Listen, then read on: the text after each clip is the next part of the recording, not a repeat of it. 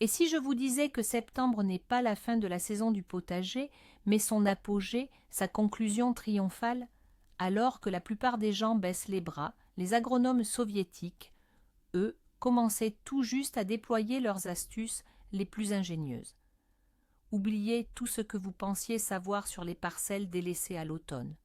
Aujourd'hui, nous allons déverrouiller ces archives secrètes et en extraire des méthodes qui permettent d'obtenir des récoltes incroyables, même à l'approche des grands froids. Vous serez surpris de constater à quel point ces techniques sont simples, logiques et efficaces.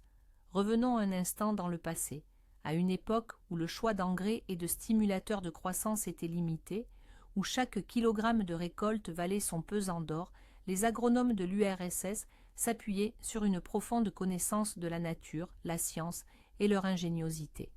Leur méthode n'était pas de la magie, mais un système précis et éprouvé de travail avec les plantes et le sol. Ils savaient comment faire travailler la nature pour eux jusqu'au dernier jour de douceur. Et ce sont précisément ces connaissances que nous allons explorer aujourd'hui. Alors, commençons par les fondamentaux. Le premier et le plus essentiel secret pour une récolte abondante en septembre est de radicalement changer le régime alimentaire de vos plantes. Beaucoup, par habitude, continuent de fertiliser leur potager comme en juillet, et c'est une grave erreur. Retenez la règle d'or de septembre, pas d'azote, ou alors un minimum absolument vital. L'azote stimule la croissance de la masse verte, c'est-à-dire de nouvelles feuilles et de jeunes pousses. Mais à quoi bon maintenant? Les premières gelées ne tarderont pas, et toute cette verdure tendre gèlera, privant ainsi la plante de ses précieuses réserves d'énergie. Notre objectif n'est plus de stimuler le feuillage, mais de diriger toute l'énergie vers les fruits et les racines. C'est pourquoi nous déplaçons notre attention sur deux autres éléments cruciaux, le phosphore et le potassium. Le phosphore est le chef d'orchestre de la maturation, c'est lui qui aide les fruits à se gorger plus rapidement, à prendre leur couleur et à accumuler les nutriments essentiels. Quant au potassium, c'est le véritable super-héros de l'automne. Il est responsable du goût, rendant les fruits et légumes racines plus sucrés. Il renforce l'immunité des plantes face aux maladies. Et surtout, le potassium augmente leur résistance au gel, préparant ainsi les plantes aux premières gelées. Quels sont les meilleurs choix pour cela? L'option idéale est le monophosphate de potassium. Vous pouvez aussi opter pour le superphosphate et le sulfate de potassium. Quant aux amateurs d'organique, la bonne vieille cendre de bois sera parfaite, elle est riche en potassium et en oligo-éléments. Bon, l'alimentation, c'est un sujet que nous avons couvert. Mais même la plante la mieux nourrie ne produira rien si elle gèle tout simplement. Le deuxième secret réside donc dans la préservation de la précieuse chaleur accumulée durant la journée. Septembre est un mois très trompeur. En journée, le soleil peut encore bien réchauffer, mais la nuit, les températures chutent brutalement, parfois jusqu'à frôler 0 degré. Pour les cultures sensibles au froid, comme les tomates, les poivrons et les concombres, c'est un stress majeur qui stoppe net la maturation des fruits. Mais alors, comment nos ingénieux prédécesseurs s'y prenaient-ils? Ils créaient des mini-serres avec 3 fois rien.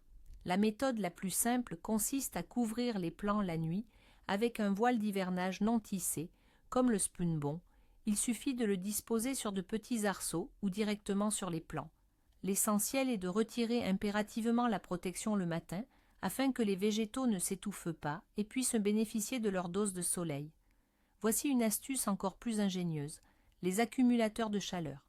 Prenez des bouteilles en plastique classique, remplissez-les d'eau et disposez-les entre vos plants. Pendant la journée, l'eau qu'elles contiennent accumulera la chaleur du soleil. La nuit, elle la diffusera lentement, réchauffant l'air et le sol ambiant. Ce même principe fonctionne avec de grosses pierres sombres. C'est une astuce peu coûteuse, mais incroyablement efficace pour sauver votre récolte des premières gelées et prolonger la saison de 2 à 3 semaines. Le troisième pilier pour assurer une récolte abondante en septembre, c'est l'arrosage adéquat. C'est là que la plupart des jardiniers tombent dans le piège de leurs habitudes estivales. Ils voient la terre sèche et continuent d'arroser généreusement leurs plantations comme ils le feraient en juillet. Or, cela mène à des conséquences désastreuses. En automne, le soleil n'est plus aussi actif, l'évaporation de l'humidité du sol est lente et les nuits deviennent froides et humides. Un arrosage excessif dans ces conditions est une porte ouverte aux maladies fongiques, notamment le mildiou et l'oïdium. Les racines des plantes commencent à s'étouffer et à pourrir dans cette terre froide et gorgée d'eau. Alors, comment procéder correctement? Réduisez l'arrosage de 2, voire de 3 fois. Arrosez uniquement le matin, afin que la couche superficielle du sol ait le temps de sécher avant la nuit, et utilisez seulement de l'eau tiède qui a reposé au soleil. L'eau glacée, directement sortie du puits ou du robinet, est un choc pour le système racinaire, ce qui ralentit tous les processus. Le principal critère est l'état du sol à une profondeur de 5 à 7 cm.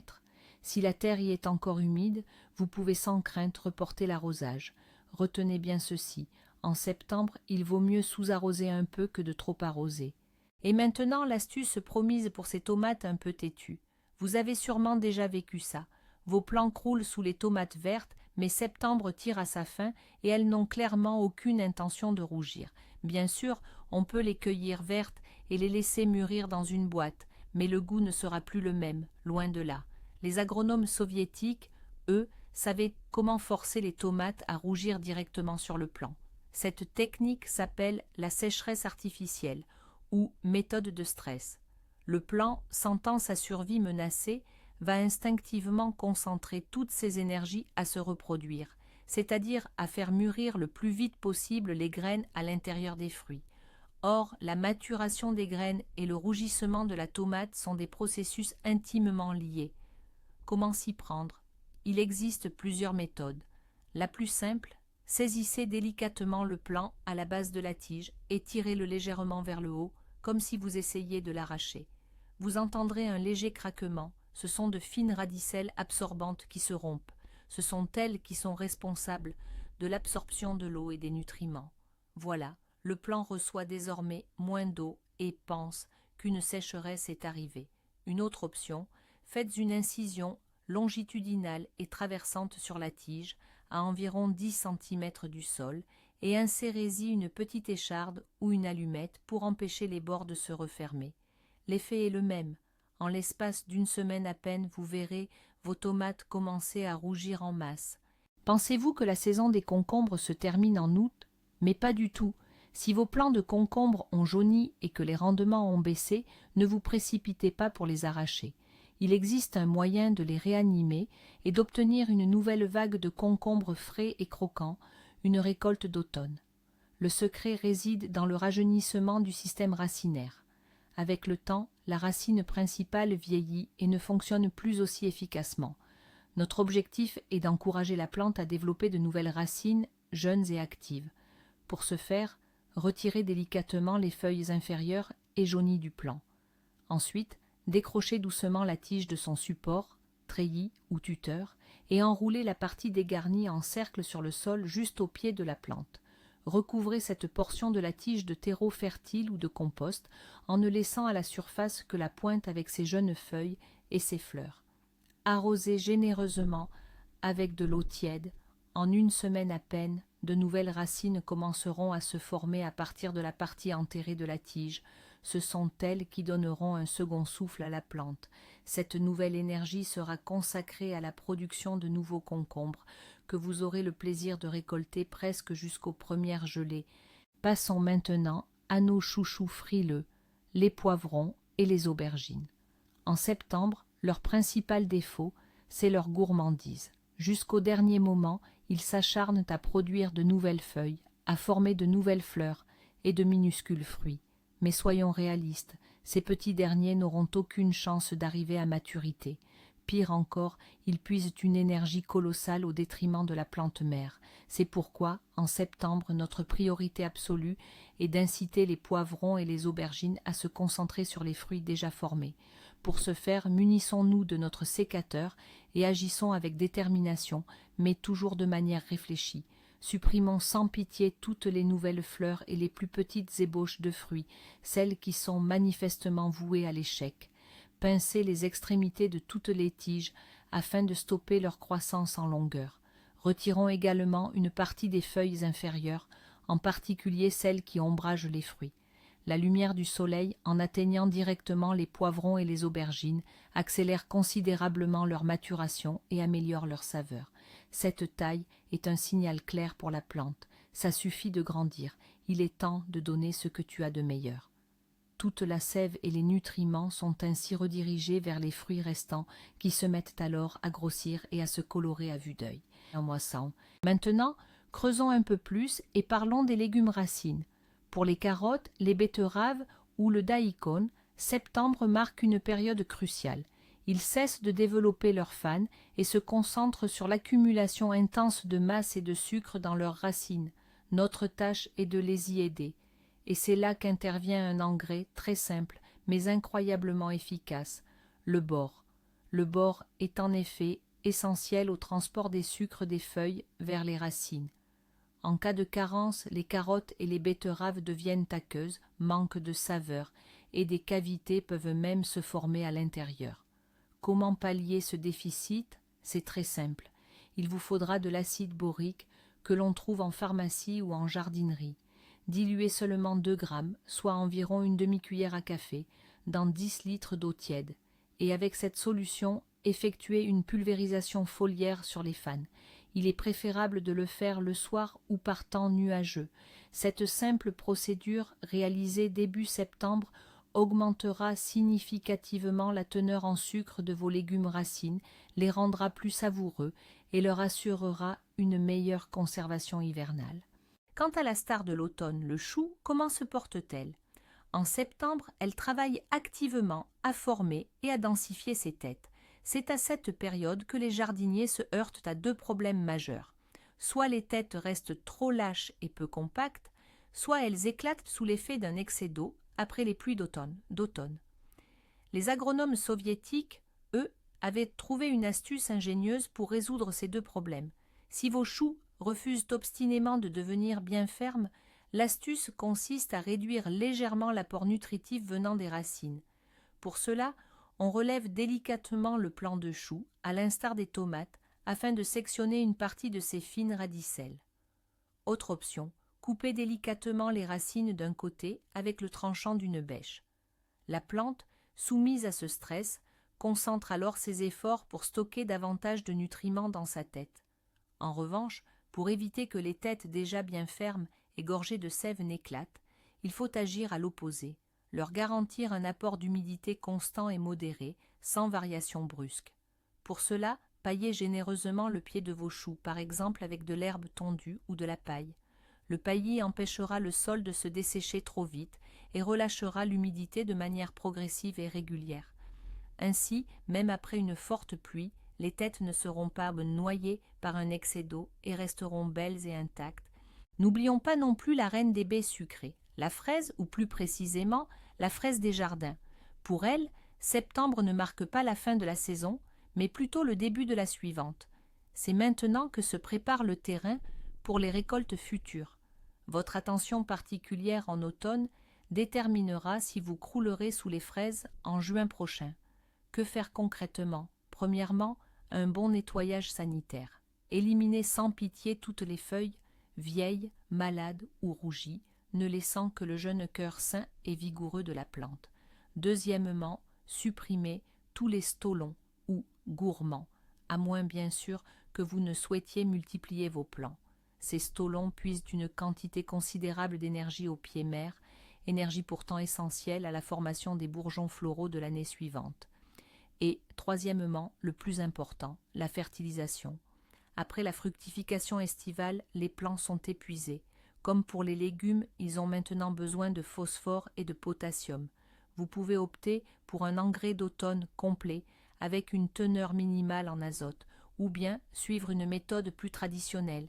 Épandez de la cendre de bois au pied de chaque plant et incorporez-la légèrement à la terre. Cela apportera le potassium nécessaire à vos fraisiers et les protégera des maladies fongiques. Ces gestes simples, accomplis en septembre, vous garantiront une récolte généreuse la saison prochaine. L'automne, ce n'est pas seulement la saison des récoltes, mais aussi celle où les maladies guettent. L'humidité ambiante, les nuits fraîches et les brouillards matinaux créent un terrain idéal pour le développement des infections fongiques. On pense notamment au mildiou, qui s'attaque aux tomates et aux pommes de terre, ou à l'oïdium, qui ravage les concombres et les courgettes. Évidemment, utiliser des produits chimiques puissants en septembre, alors que les récoltes sont imminentes, est hors de question. C'est là qu'interviennent des remèdes de grand-mère sûrs et efficaces, très appréciés des jardiniers de l'époque soviétique. Contre le mildiou, une solution à base d'iode et de lait fait des merveilles. Pour 10 litres d'eau, mélangez 1 litre de lait écrémé ou de petit lait avec 20 à 30 gouttes de teinture d'iode, le fameux iode de pharmacie. Le film lacté crée une barrière protectrice sur les feuilles, tandis que l'iode agit comme un puissant désinfectant. Il suffit de vaporiser cette préparation tous les 7 à 10 jours. Quant à l'oïdium, rien ne vaut une solution à base de cristaux de soude. Dissolvez 50 g de cristaux de soude et 40 g de savon de Marseille, râpé dans 10 litres d'eau tiède. Le savon permet à la solution de mieux adhérer aux feuilles. Ces traitements sont non seulement totalement inoffensifs pour l'homme et les récoltes, mais ils créent également un environnement alcalin sur les plantes, empêchant ainsi les champignons de se développer. Aujourd'hui, démystifions un mythe tenace au jardin, l'idée que les feuilles mortes sont des déchets à brûler. Pour un agronome de l'époque soviétique, habitué à tirer le meilleur parti de chaque ressource, une telle affirmation aurait sonné comme un sacrilège. Les feuilles mortes ne sont pas des déchets, mais un engrais organique précieux, un trésor inestimable et gratuit pour votre jardin. Alors, que faire de ce précieux cadeau? Tout d'abord, elles constituent un matériau idéal pour le compost. En les mélangeant à des tontes de gazon, des déchets de cuisine et un peu de terre, vous obtiendrez au bout d'un an un compost de première qualité, meuble et riche en nutriments. Ensuite, les feuilles mortes constituent le meilleur paillis hivernal. Elles peuvent être utilisées pour couvrir les semis d'automne, le pied des arbres et arbustes, ainsi que les fraisiers. Cette couche de feuilles protégera le sol du gel, maintiendra son humidité et offrira un refuge aux précieux vers de terre. Au fil de l'hiver, elles se décomposeront progressivement et, au printemps, vous retrouverez un sol meuble, structuré et riche en matière organique. Attention, une règle d'or, n'utilisez que des feuilles provenant d'arbres sains. Si vos pommiers ou poiriers ont été atteints par la tavelure, il vaut mieux alors brûler cette litière de feuilles pour ne pas propager l'infection. Pour rester dans le thème du sol, abordons une pratique agronomique astucieuse, le semis d'engrais verts. La nature a horreur du vide, un principe que les agronomes connaissent trop bien.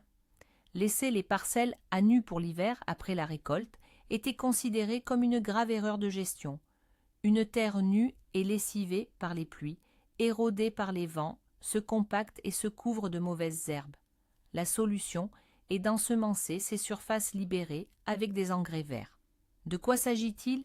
Ce sont des plantes qui développent rapidement une biomasse importante, puis sont fauchées et enfouies dans le sol. Pour les semis d'automne, la moutarde, l'avoine, le seigle et la facélie conviennent parfaitement. Qu'apportent-ils? Premièrement, leur puissant système racinaire ameublit le sol bien mieux que n'importe quelle bêche. Deuxièmement, la matière verte, en se décomposant, enrichit la terre en matière organique et en nutriments. Troisièmement, certains engrais verts, comme la moutarde, libèrent des substances qui désinfectent le sol, en inhibant le développement de champignons pathogènes et en repoussant les ravageurs, tels que les vers fils de fer. En somme, vous faites d'une pierre 3 coups. Vous améliorez la structure du sol, vous le fertilisez et vous le soignez.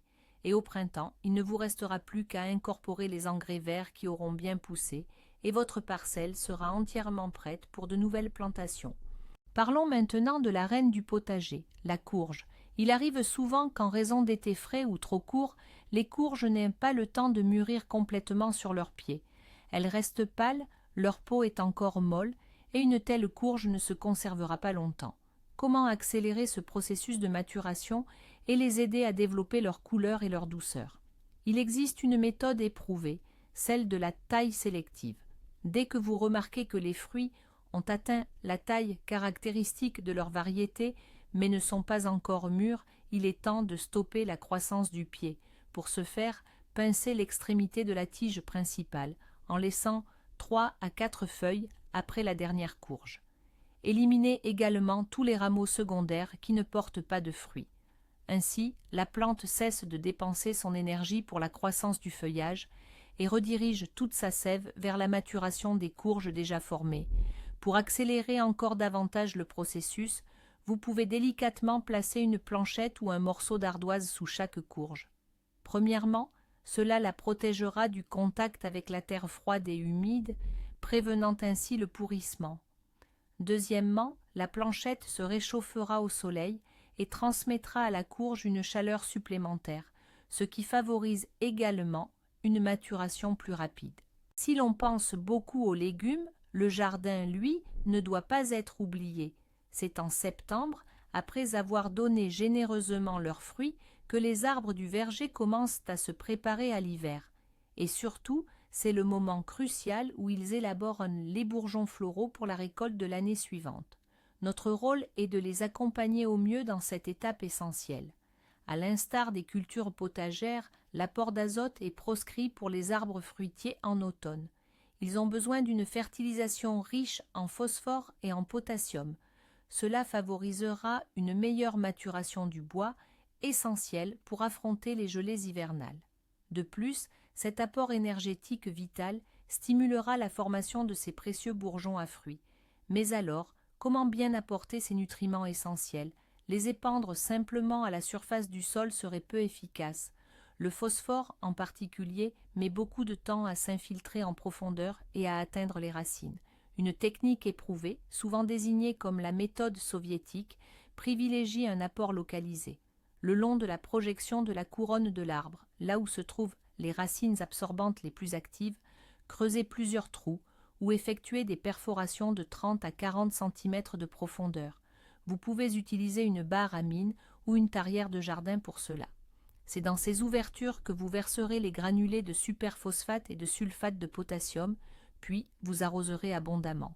De cette façon, les nutriments atteindront directement leur cible, la zone racinaire la plus active, garantissant ainsi une absorption et une utilisation maximale par l'arbre. Cette recharge automnale est le meilleur investissement que vous puissiez faire pour assurer une récolte abondante de pommes ou de poires l'année suivante. Voici un conseil moins évident, mais crucial pour la plantation de l'ail d'hiver. Tout le monde sait qu'on le plante en automne, mais quand exactement? À ce stade, une erreur peut compromettre toute la récolte. Si vous plantez trop tôt, l'ail germera, développera de jeunes pousses vertes qui gèleront en hiver, ce qui affaiblira considérablement le bulbe. Si vous plantez trop tard, les gousses n'auront pas le temps de s'enraciner avant les premières gelées et risquent de geler ou de pourrir. Les agronomes ne consultaient pas le calendrier lunaire, ils observaient la nature et le thermomètre. Le moment idéal pour planter l'ail survient lorsque la température du sol, à une profondeur de 5 cm, descend à 10-12 degrés Celsius et se maintient à ce niveau pendant plusieurs jours. Cela signifie que l'ail dispose d'environ 3 à 4 semaines avant les fortes gelées. Pendant ce laps de temps, il aura le temps de développer un système racinaire robuste sans pour autant émettre de feuilles vertes. Comment déterminer ce moment sans thermomètre de sol? Fiez-vous aux arbres. Dès que les feuilles des bouleaux commencent à tomber massivement, c'est le signe infaillible que le sol a refroidi à la bonne température et qu'il est temps de se mettre à la plantation de l'ail. Revenons une fois de plus à la cendre. Nous l'avons déjà mentionnée comme source de potassium, mais en septembre, elle a une autre utilité cruciale. La cendre n'est pas seulement un engrais, c'est aussi un excellent amendement pour corriger l'acidité du sol, un préventif efficace contre les maladies fongiques et un répulsif pour certains nuisibles. À l'automne, après la récolte, surtout sur les parcelles où ont poussé des cultures aimant les sols acides, ou là où vous avez remarqué de la mousse, il est très utile de procéder à un poudrage à la cendre. Il suffit d'épandre uniformément de la cendre de bois sèche sur la surface de la parcelle. Les pluies automnales et la fonte des neiges au printemps la dissoudront progressivement et l'emporteront en profondeur, régulant ainsi doucement l'acidité du sol. De plus, l'environnement alcalin créé par la cendre est hostile aux spores de nombreux champignons pathogènes, par exemple ceux responsables de la hernie du chou, et l'odeur de la cendre est très désagréable pour les limaces et certains types de ravageurs du sol. Ainsi, cette simple intervention automnale aide à résoudre plusieurs problèmes à la fois, nourrir le sol, ajuster son pH et assainir les parcelles pour la saison à venir. Notre jardin n'est pas qu'une source de nourriture, c'est aussi un véritable havre de beauté. Et septembre est un mois clé pour prendre soin de vos fleurs vivaces, pour que vos pivoines, phlox, iris et hémérocalles vous offrent une floraison luxuriante l'année prochaine. C'est maintenant qu'elles ont besoin de toute votre attention. L'opération essentielle de septembre pour la plupart des vivaces est la division et la transplantation. Au fil de l'été, les touffes se sont considérablement développées, leur système racinaire s'est densifié et le centre du plant a vieilli. Si vous ne les divisez pas, la floraison de l'année prochaine sera moins abondante et les fleurs plus petites. Comment procéder? Déterrer délicatement la touffe en veillant à ne pas abîmer les racines. Secouez l'excès de terre. Avec un couteau bien aiguisé ou une bêche, divisez la souche en plusieurs éclats. Chaque éclat doit posséder plusieurs bourgeons de reprise sains et un bon système racinaire. La partie centrale et ancienne de la touffe est à jeter. Ensuite, repiquez les jeunes éclats obtenus dans de nouveaux emplacements préalablement préparés. Durant l'automne, ils auront le temps de bien s'enraciner, et au printemps, ils repartiront avec une vigueur renouvelée, vous offrant une floraison bien plus éclatante et généreuse qu'une vieille touffe trop dense. Réussir une belle récolte, c'est une première victoire. Mais la seconde étape, tout aussi cruciale, est de réussir à la conserver. À quoi bon récolter des dizaines de kilos de carottes et de betteraves si, dès janvier, elles pourrissent ou deviennent molles? Le secret d'une conservation réussie réside dans la bonne préparation de votre cave ou de votre cellier, et c'est en septembre qu'il faut s'y atteler, quand la cave est encore vide. Première étape, un grand nettoyage s'impose. On balaye minutieusement tous les débris et on élimine les restes de la récolte de l'année passée. Ensuite, place à la désinfection. La méthode la plus ancienne et éprouvée, héritée de l'époque soviétique, est le traitement avec une chandelle soufrée. La fumée dégagée par la combustion du soufre pénètre dans les moindres recoins, éliminant efficacement moisissures, champignons, insectes nuisibles et même les rongeurs. Attention, lors de l'utilisation d'une chandelle soufrée, il est crucial de respecter scrupuleusement les mesures de sécurité, car la fumée est extrêmement toxique. Après le traitement, la cave doit être hermétiquement fermée pendant 2 jours, puis aérée méticuleusement pendant plusieurs jours. Il est ensuite très judicieux de chauler les murs et les étagères avec de la chaux vive fraîchement éteinte, à laquelle on ajoutera du sulfate de cuivre. La chaux créera un environnement alcalin, véritablement hostile aux moisissures, tandis que le sulfate de cuivre renforcera considérablement l'effet désinfectant. Ce n'est qu'après un tel grand ménage et une désinfection complète que votre cave sera véritablement prête à accueillir votre nouvelle récolte pour l'hiver. Nombreux sont les jardiniers qui, après avoir récolté sous serre, se contentent de fermer la porte à clé jusqu'au printemps. C'est une grave erreur qui risque de compromettre sérieusement la saison prochaine. Pendant l'été, la serre se transforme en véritable incubateur pour les maladies et les parasites. Dans le sol et sur les structures, des spores de mildiou, de cladosporiose, des œufs d'araignées rouges et de mouches blanches persistent. Si l'on ne fait rien, au printemps, toute cette armée se réveillera et s'attaquera avec une vigueur renouvelée à vos jeunes semis. C'est pourquoi l'entretien automnal de la serre n'est pas un caprice, mais une absolue nécessité. Alors, comment procéder? Tout d'abord, éliminez absolument tous les résidus végétaux, fanes, racines, mauvaises herbes. Il convient de les évacuer et de les brûler. Ensuite, lavez minutieusement toute la structure interne de la serre. Le châssis et les parois, qu'elles soient en polycarbonate ou en verre, doivent être nettoyées à l'aide d'une solution savonneuse, puis rincées à l'eau claire. Cela éliminera la poussière, la saleté et la plupart des nuisibles. Enfin, désinfectez le sol. Vous pouvez l'arroser avec une solution à base de sulfate de cuivre ou de fer, mais mieux encore, et comme nous l'avons déjà évoqué, semez des engrais verts tels que la moutarde. Elle assainira non seulement le sol, mais en améliorera également la structure. Ce grand nettoyage d'automne réalisé en septembre est le gage d'une bonne santé pour vos futures récoltes sous serre. Et c'est là que nous arrivons au point crucial, à ce fameux tournant. Vous attendiez un ingrédient secret, une potion magique ou un sortilège, mais le grand secret des agronomes soviétiques n'était pas là du tout. Il résidait dans une approche systémique et la compréhension que le jardin et le potager forment un cycle unique. Ils ne mettaient pas fin à la saison en août, mais la faisaient passer en douceur à une nouvelle phase, celle de la maturation, de l'accumulation des forces et de la préparation au printemps suivant. Pendant que tout le monde rangeait ses outils, eux travaillaient déjà sur la récolte de l'année suivante.